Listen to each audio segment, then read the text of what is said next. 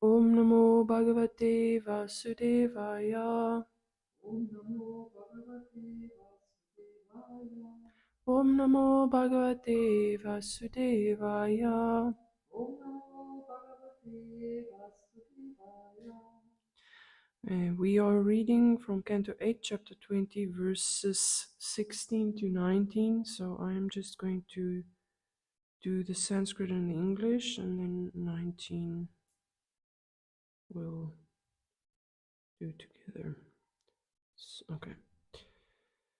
Evam Shabda Svaguruna Satyana Chalito Mahan Vamanaya Dadav Enam Architvodaka Purvakam. Shukadev Goswami continued, even after being cursed in this way by his own spiritual master, Bali Maharaj, being a great personality, never deviated from his determination. Therefore, according to custom, he first offered water to Vamanadev and then offered him the gift of land he had promised. 17.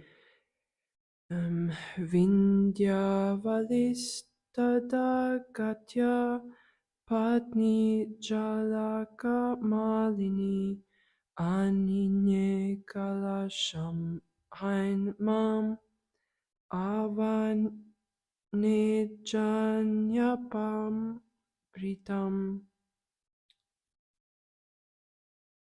Bali Maharaja's wife, known as Vindhyavali, who was decorated with a necklace of pearls, immediately came and had a large golden water pot brought there, full of water with which to worship the Lord by washing his feet.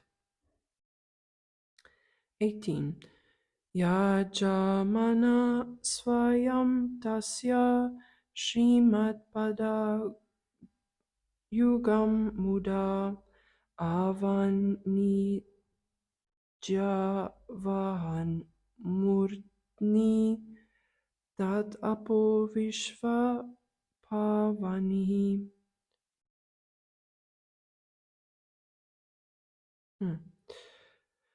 I know someone who's called Pavani, so it's good to know what it means. Okay, verse 18. Bali Maharaj, the worshipper of Lord Vamanadev, jubilantly washed the Lord's lotus feet and then took the water on his head, for that water delivers the entire universe. So Vishvapavani means which gives liberation to the whole universe.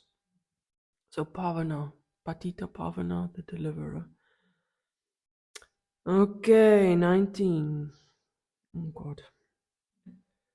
Ja, warte mal.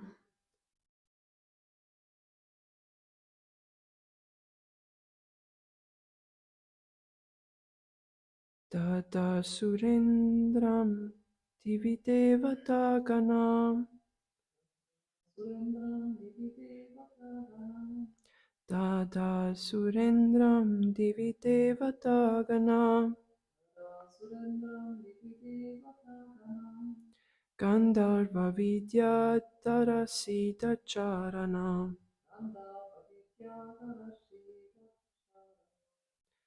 Gandharva Vidya Tarasita Charana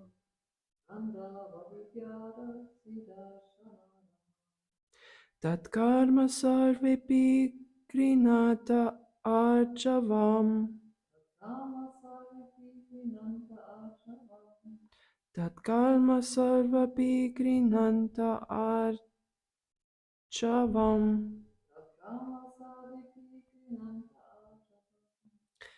Prasunavarshar Vavrishur Mudanvita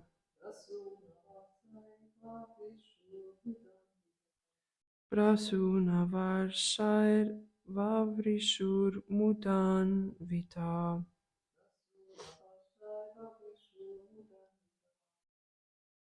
Tata Surendram Dividevata Gana Tata Surendram Divi Devatagana Gandhava Vidyadhara Siddha Gandharvas Vidyadhara Siddha Charana Tama Sari Viprinanta Ayavam Tatkarma Sarvipi Grinanta Archavam Rasu Navasai Bhavishu Mudandita Rasuna Varshair Vavrishur Mutanvita. Okay. Tada. Tara At that time, Asura Indram Asura Indram unto the king of the demons, unto the king of the demons Bali Maharaj, Bali Divi, Devi in the higher planetary system, higher planetary system Devata Ganaha, Devata Ganaha the residents known as the demigods, the residents known as Gandharva, Gandharva Gandharvas, Gandharva Vedama, Vidya, Vidyadhara, Vidyadhara the Vidyadharas, the Vidyadharas, Vidya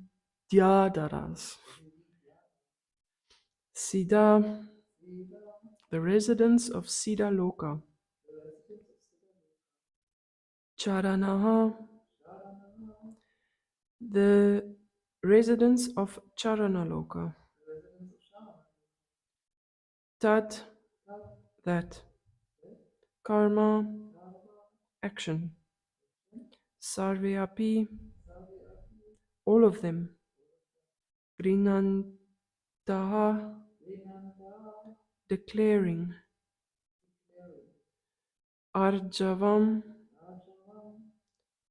Rajavam plain and simple, Plain and simple Rasuna Varshai, Rasuna Vashaya with a shower of flowers, the shower of flowers Vavrishu, Bhavishu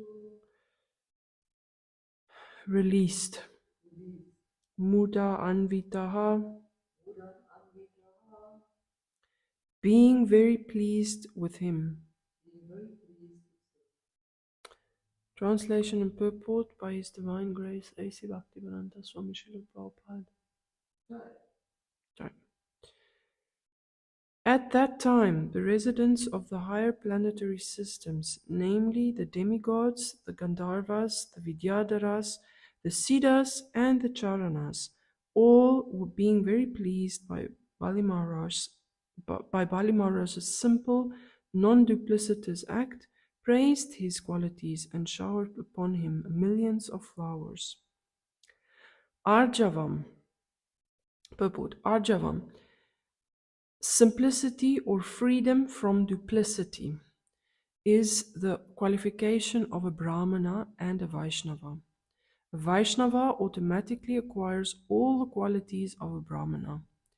Yashyasti bhaktir bhagavatyan kinchana sarver gunais tatra samasate suraha. This is from Bhagavatam 5:18-12. The verse says, the rest of the verse is, this is a long verse, but I'll just read the English. All the demigods and their exalted qualities, such as religion, knowledge, and renunciation, become manifest in the body of one who has developed unalloyed devotion for the Supreme Personality of Godhead Vasudev. On the other hand, a person devoid of devotional service and engaged in material activities has no good qualities. Even if he is adept at the practice of mystic yoga or the honest endeavor of maintaining his family and relatives, he must be driven by his own mental speculations and must engage in the service of the Lord's external energy. How can there be any good qualities in such a man? So that was the verse that was quoted here. And then Prabhupada continues, a Vaishnava should possess the Brahminical qualities such as Satya, Shama, Dhamma, Titiksha, and Arjava. There cannot be any duplicity in the character of a Vaishnava. When Bali Maharaj acted with unflinching faith and devotion onto the lotus feet of Lord Vishnu, this was very much appreciated by all the residents of the higher planetary systems. So let's just for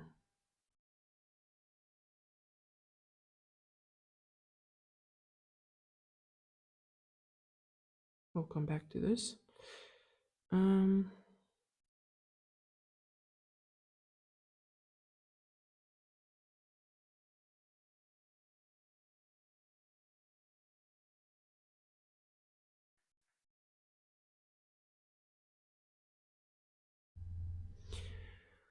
Om Agyanatimirandasya Gyananjana Shalakaya Chakshurunmalitam Yena Tasmai Shri Guruve Namaha Shri Chaitanya Manobhistam Shtapitam Yena Bhutale Swayam Rupa Gadamayam Darati Swapadantikam Vandeham Shri Guru Shri Yuta Parakamalam Shri Gurun Vaishnavam Sha Shri Rupam Sagrajatam Sagana Ragunatam Vitam Tam Sachivam Sadvaitam Savarutam Parijana Saitam Krishna Chaitanya Devam Shri Radha Krishna Padan Sahagana Lalita Shri Vishakanitamscha He Krishna Karuna Sindhu Dinabandhu Jagatpate Gopisha Gopika Kanta Radha Kanta Namustate Tapta Kanchana Gourangi Radhe Vrindavaneshwari Vrishabhanu Sute Devi Pranamami Hari Priye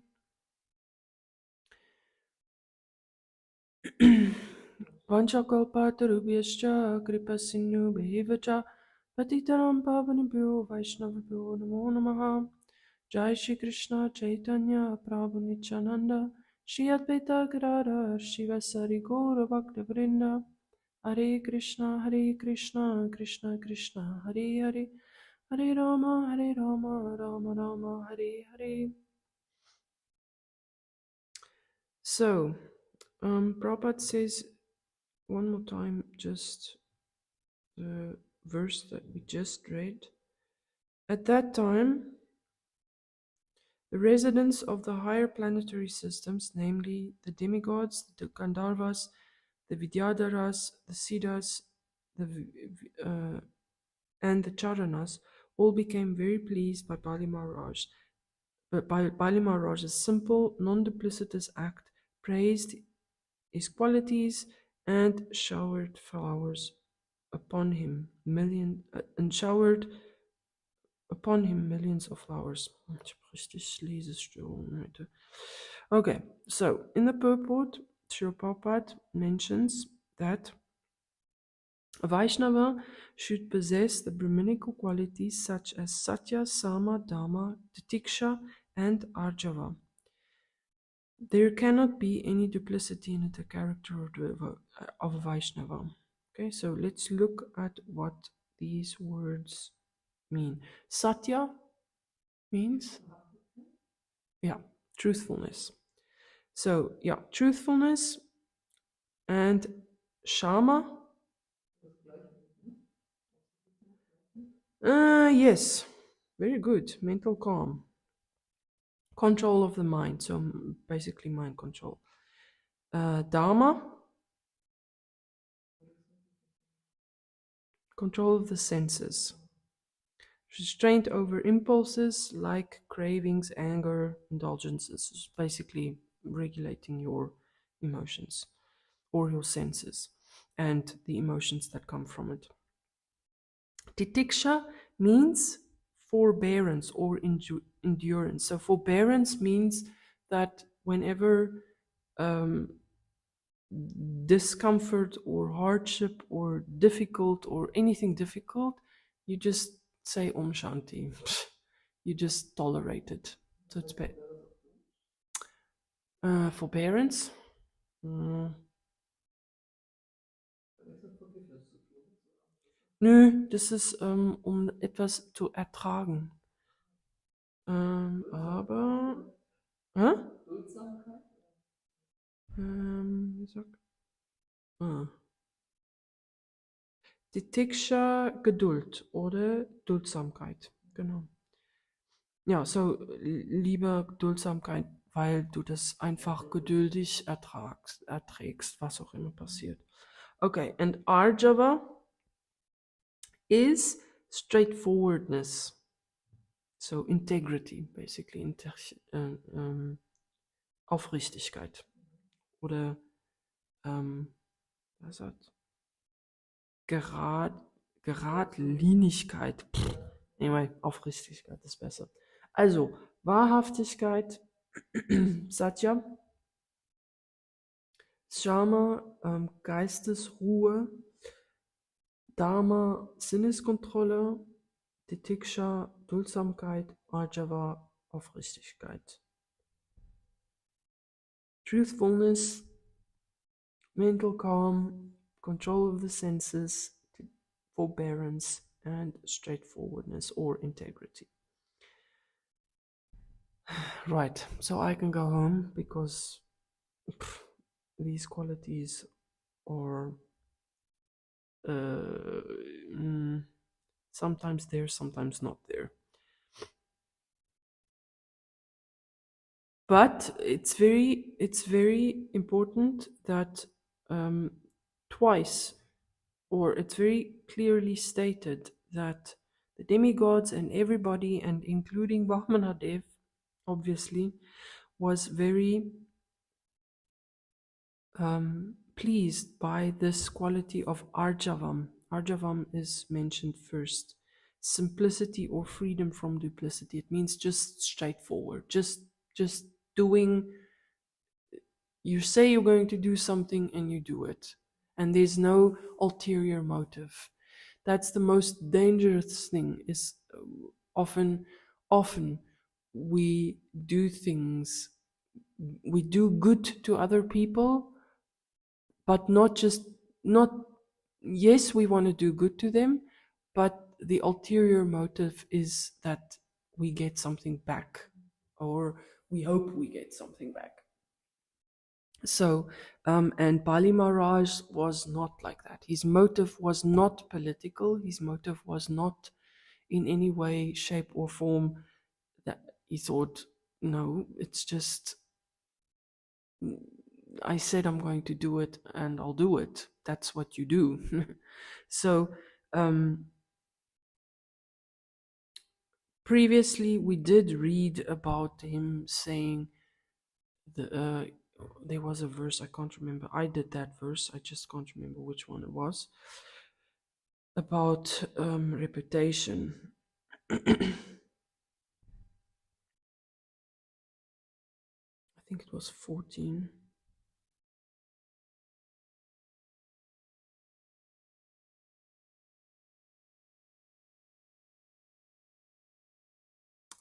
No. Um,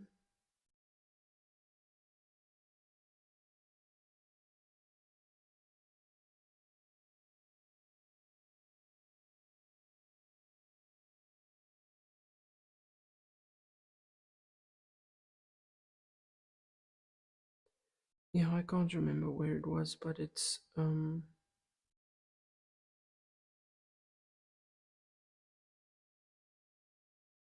yeah, so but we can see that Bali Maharaj did there's a verse 10 in this chapter. By giving charity, a benevolent and merciful person undoubtedly becomes even more auspicious, especially when he gives charity to a person like your good self.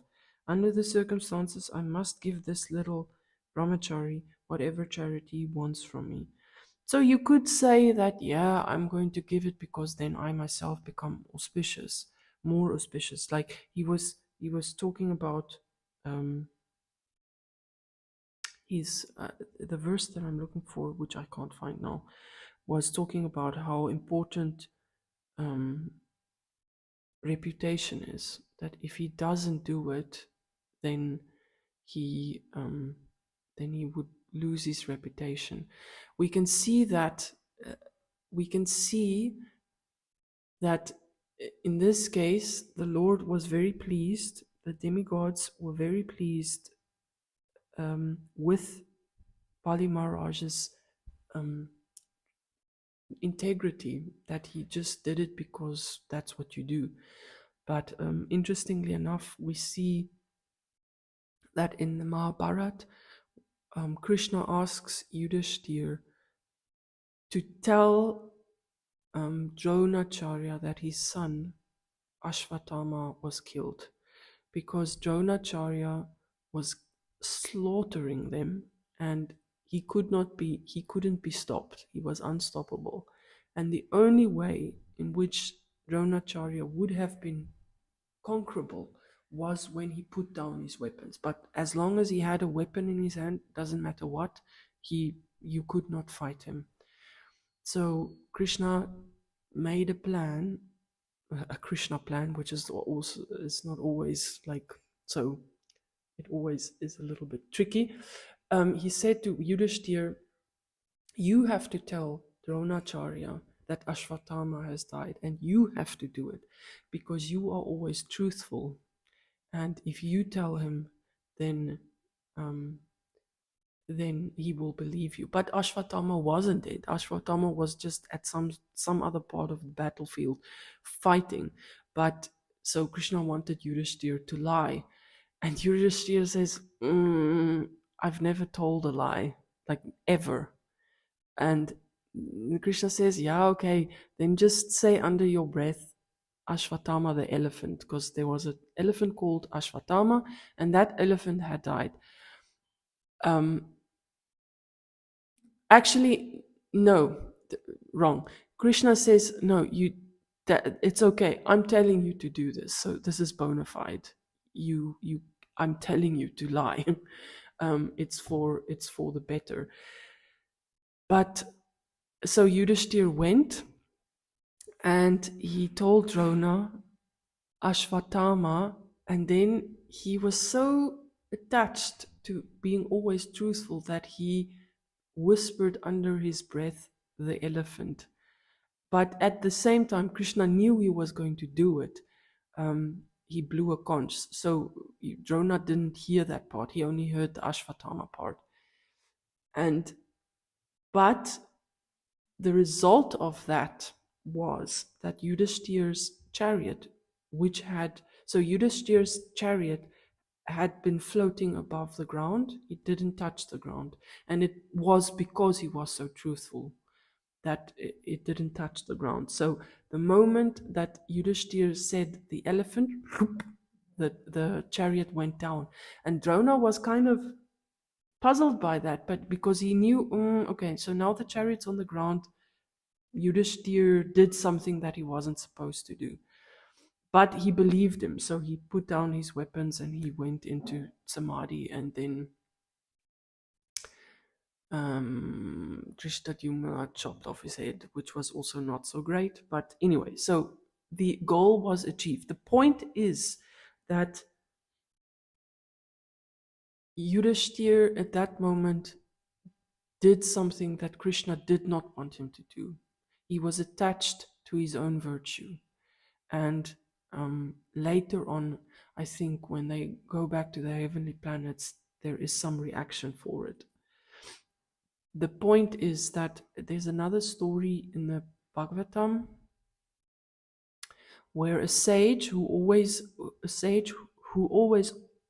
also always told the truth, he was sitting in his hermitage meditating, and then all of a sudden 2 men came in, and he said, "Oh, please, please, please give us shelter.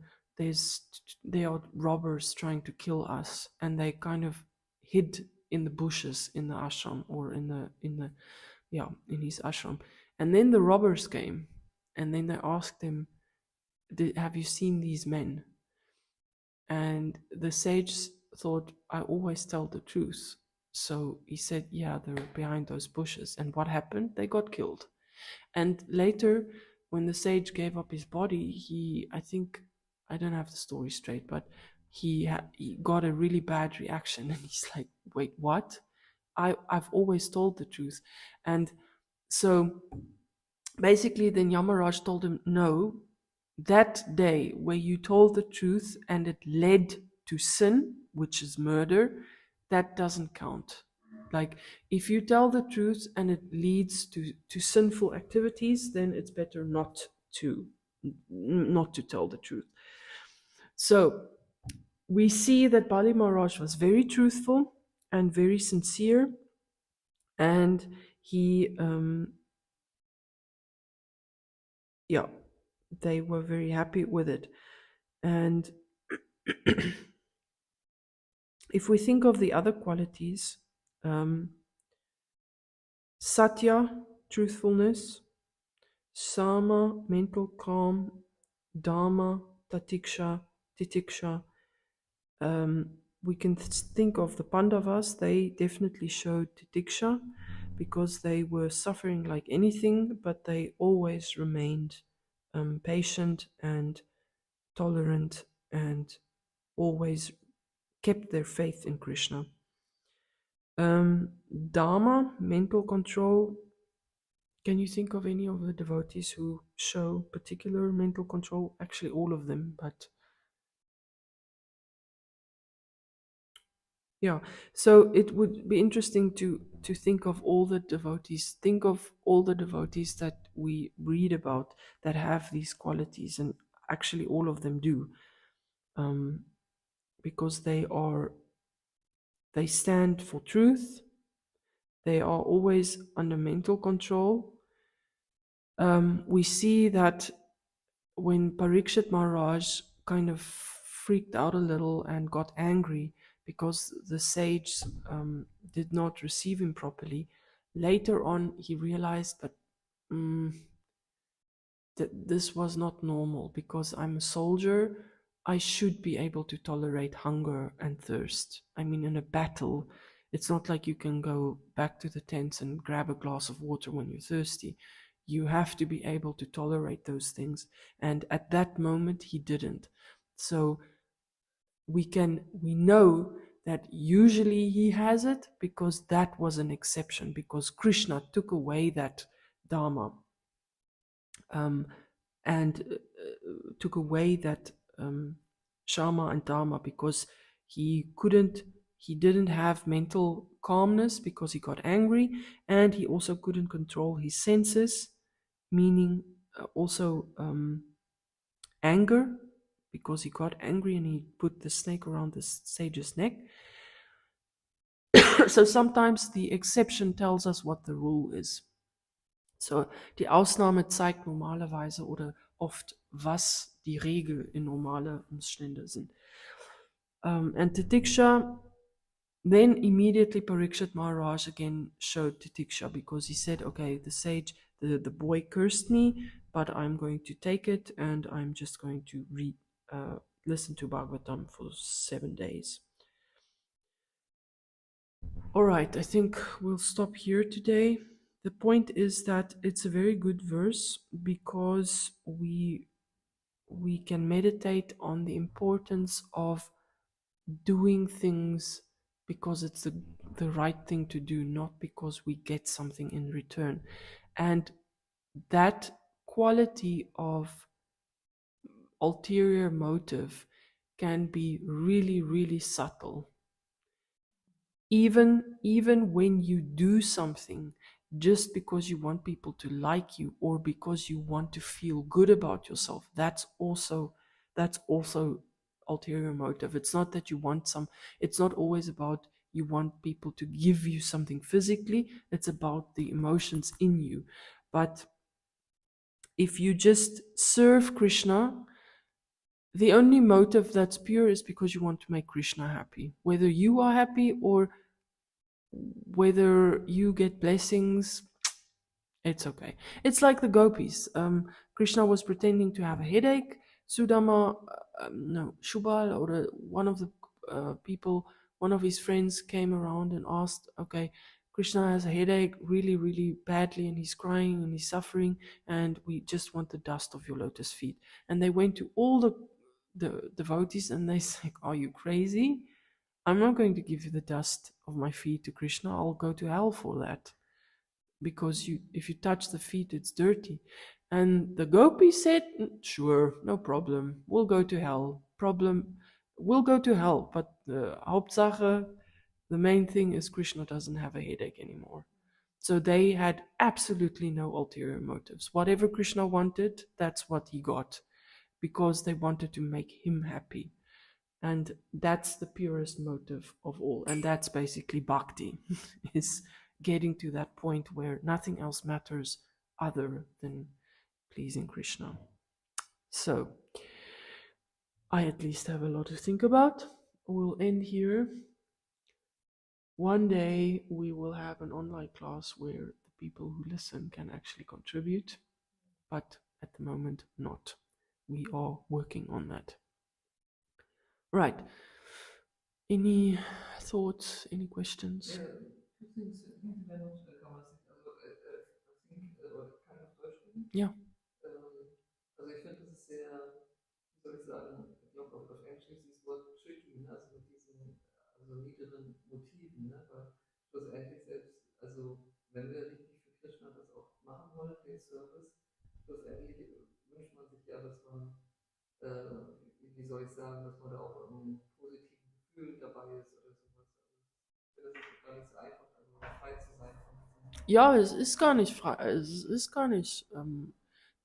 So what she says is this ulterior motive of serving Krishna because to you want to do something good to him, but you also internally hope that you also feel good about that. That's, I mean, the the physical ulterior motives is easy to give up, but the subtle ones, that's the thing that we Shri Shri Radha Madam Mohan Ki Jai.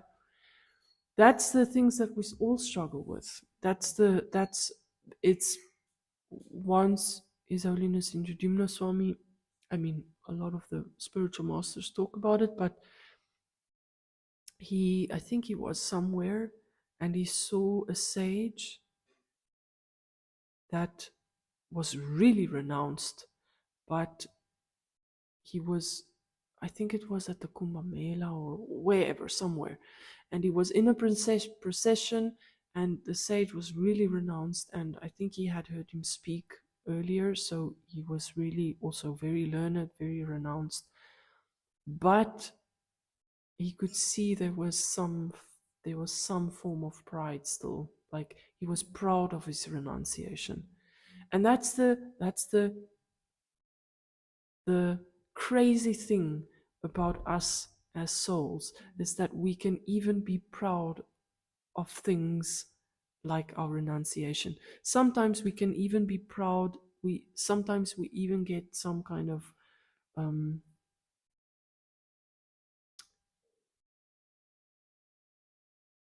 I think sometimes we even get proud of how much we can suffer. So basically, yes, that is very difficult, but that's the process. It's because the gopis had that. They didn't worry about how they felt. Yes, it's a product of, I mean, if you serve Krishna with archava, meaning integrity, you don't have to worry about not feeling good about yourself because it comes anyway. But that switch between I do this because I want to feel good and switching to I do this because I want to make Krishna feel good, regardless of how I feel, that's the process. That's the thing that we have to learn. But yeah, that's the most difficult thing. My Guru Maharaj wrote in this forever present book that when we are complaining about much services, no, this is also pride. When we are not humble anymore, no, that we get all this opportunity to serve others, it's also Yeah, pride. yeah. To complain, but where was it? I think it was a lecture of your Guru Maharaj that we were listening to.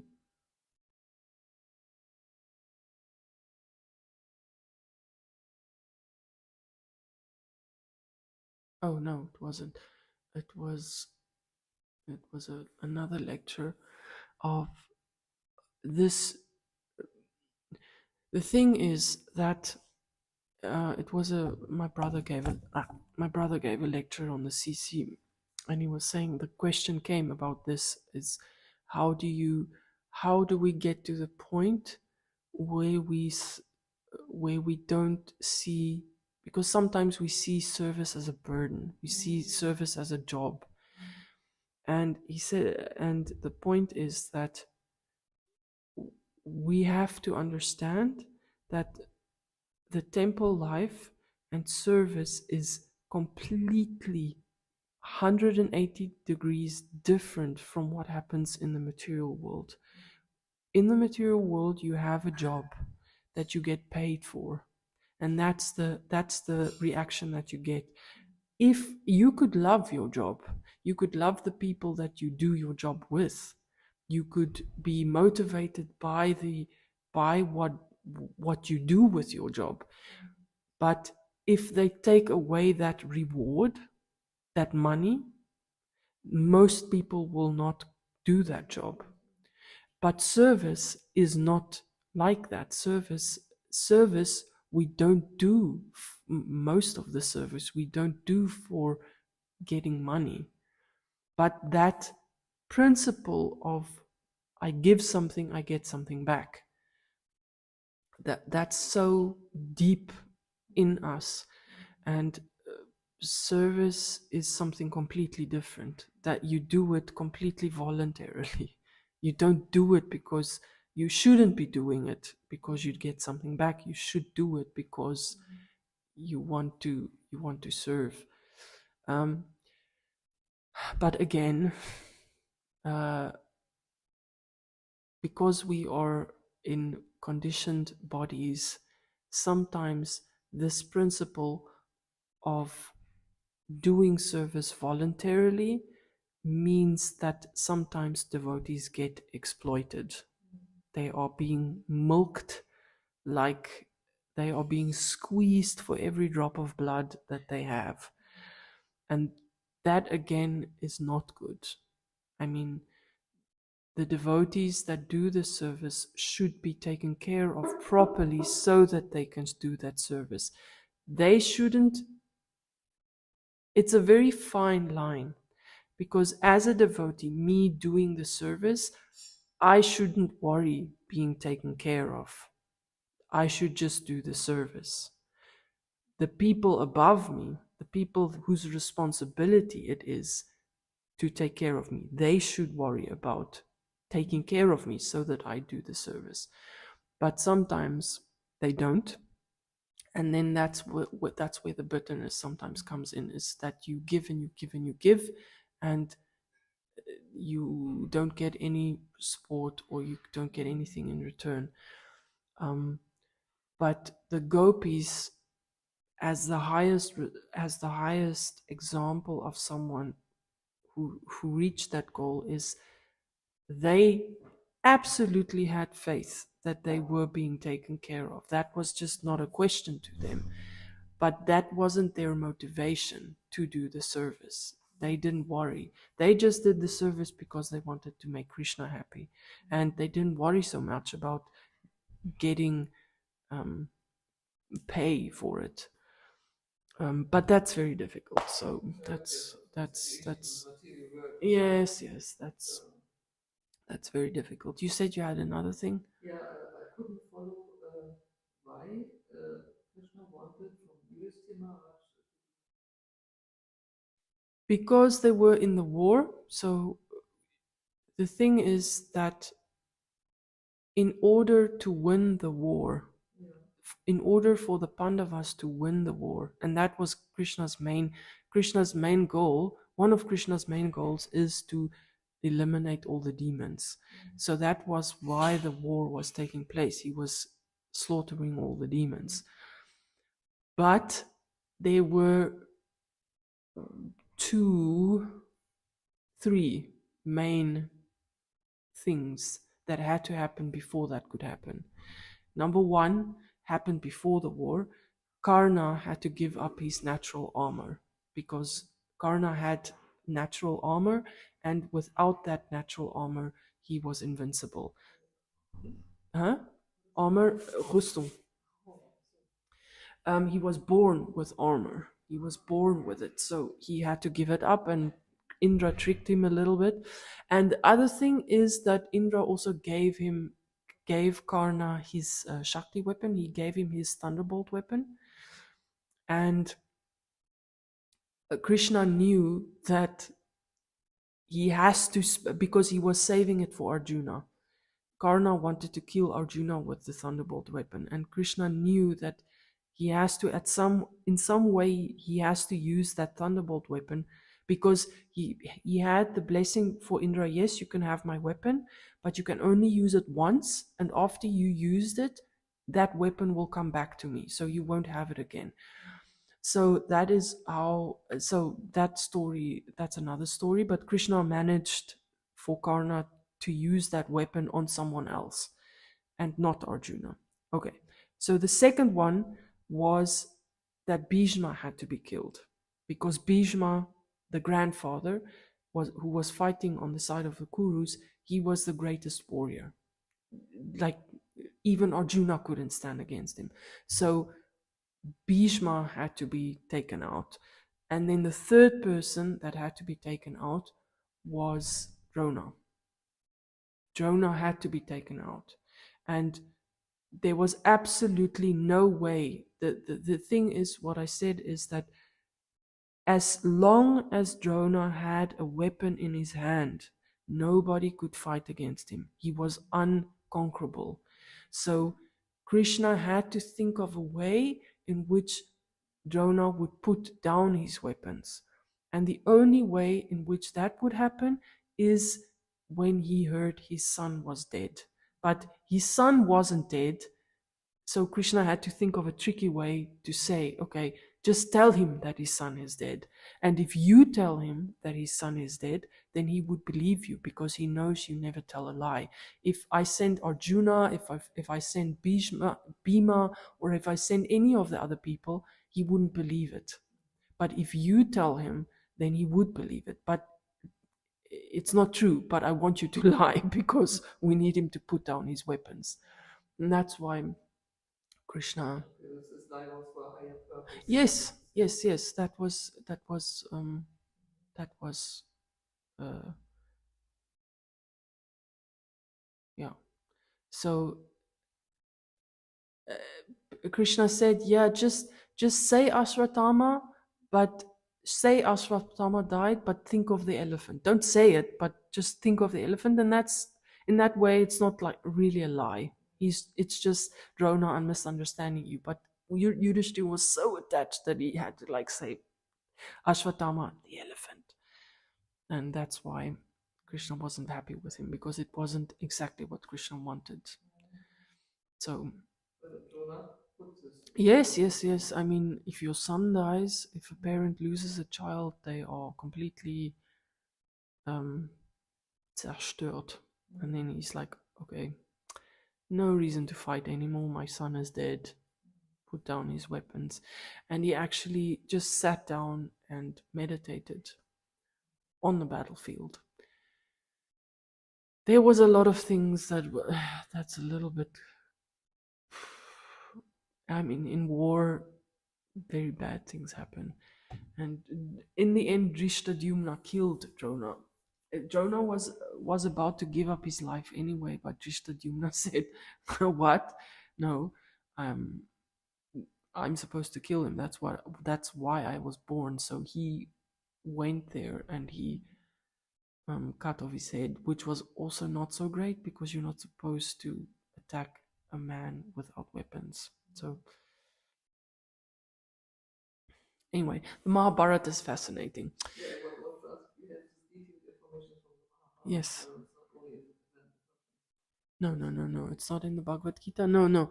The Bhagavad Gita happens, it's just a chapter that happens before, that's just in the middle, just before the war starts. So everything, the Mahabharata tells you everything that leads up to that point, to Krishna telling the Bhagavad Gita. Then the Bhagavad Gita happens.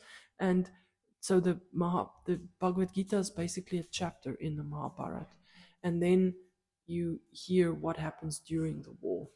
So the Mahabharata is basically the whole story, and the Bhagavad Gita is just a chapter of that story. Have you read this big version of the Mahabharata? I know only there's a small book in German language. Yeah, that's the bridge one. The so there is an English Mahabharat written by Krishna Dharma Prabhu. That's written in Krishna Dharma. He's a he's he wrote it in story form, so it's like 1,000 page. It's like 1,000 pages or something. It's one of my favorite books. But then there's the proper one that I think are 9 cantos or 9 volumes. So it's like with verses, and purports and everything. And I don't know. I think actually, I don't know if my brother has that. I know he has the Ramayana like that, but the Mahabharat then. So even the Mahabharat that I know, the one that I'm telling this from, there's a lot more that happens. But this is the Mahabharat from Krishna Dharma is more elaborate than the German one, but there is even one that's even more detailed. So one day when I have one day when I get the chance, I'll buy that Mahabharat. So Thank you very much. Because you have a lot of knowledge. I mean, I only know what I read in that one, and as I said, there's a lot more that happens. Yeah. Okay, Grantara Srimad Bhagavatam ki jai, Srila Prabhupada ki jai. Vancha Kalpa Tarubhyascha Kripa Sindhubevacha Patitanam Pavanabhyo Vaishnavyo Namo Namaha. Everybody online, thank you very much for listening. Hare Krishna.